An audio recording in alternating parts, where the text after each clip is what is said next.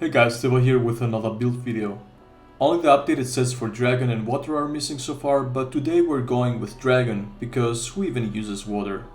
Well, actually there is quite a few good matchups in Rise for Water, like the better version of Almudron. On this build video I will cover a very strong no dereliction build and a glass cannon build for highest damage possible, but it's very fragile and I only recommend it for solo play or multiplayer only if you just know the monster's pattern. Before we go into the builds, I would like to ask you to subscribe if you haven't yet, because I don't have a plan stopping uploading content, and at some point there will be something you really don't want to miss. Also, small thumbs up. The weapon of choice here will be Wallstrux, which is the strongest dragon in the game, thanks to its very good stats but also a massive chunk of white sharpness.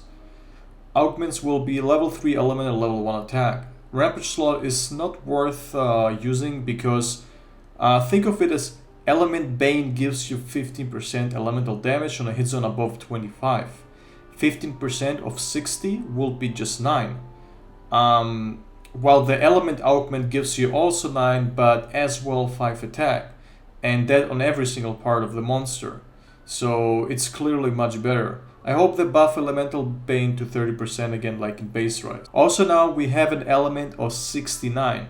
This is just perfect. The guy who made the stats for this charge play and the augments, he knows what he was doing. This was all planned. Alright, so with that said, let's get to build number 1. Charm as always will be a general 2 level 2 slot charm, which everyone should have by now, and I slotted into weakness exploit. Thankfully, Thunder and Dragon element have the Narwa Ibushi Storm Cell set bonus, which buffs your element by 15%, and it's a little bit less than max dereliction, but therefore you can non-stop attack without worrying about your health, which means automatically you can output more damage. Skills used here are Dragon Attack 5, Guard 5, which you can replace if needed, Attack Boost 4, Weakness Exploit 3, Rapid Morph 3, Storm Cell 3, Load Shells 2, and a few skills coming from the armor, Element Exploit, and Crit Chain, or Chain Crit. Chain Crit 1 comes from the Silver Oscuri armor augment, but you probably have it by now because all of my last build videos was using it, and it's the only thing I'm asking you to roll for, and the other ones I leave up to you. Well, this build uses a Narwa part, so you can only augment for level 1 slots in addition. Decorations used are 2 Iron Wall plus 3, 2 attack, 3 tenderizer, 1 rapid morph plus 4, 5 dragon and 1 brace. Rampage deco should be here almost always anti-aerial species, since I think almost all dragon weak monsters have wings, but you can swap for it if otherwise.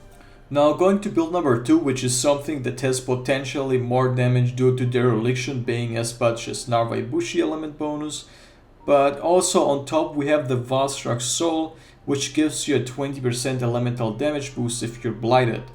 The set bonus Dragonheart will give you a Dragon Blight whenever you're under 70% health, which is pretty much always with dereliction.